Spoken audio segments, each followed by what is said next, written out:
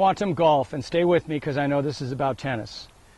An excellent book called Quantum Golf. It's a novella about a player that tries too hard in golf and goes to Iowa and meets sort of a wizard golf pro who changes his life. And it's well worth reading. Very short book. You could read it on an airplane flight.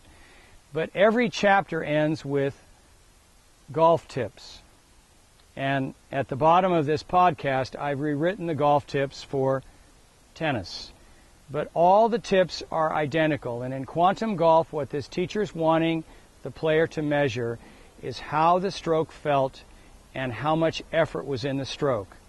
And recently I've come across a term which I really like called effortless action as one of the goals in martial arts. But in every step of the golf lessons, for example, one is practice golf with your feet very close together.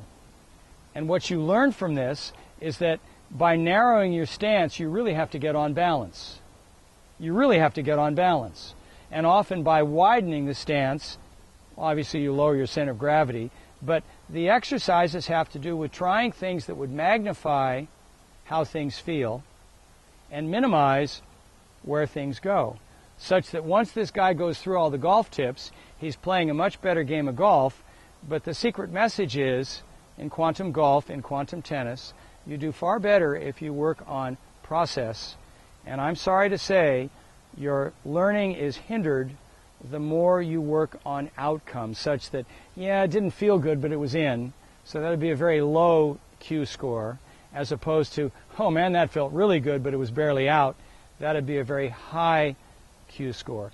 We believe process is better than outcome, but many times this little book, Quantum Golf, will convince you to take that approach on the tennis court.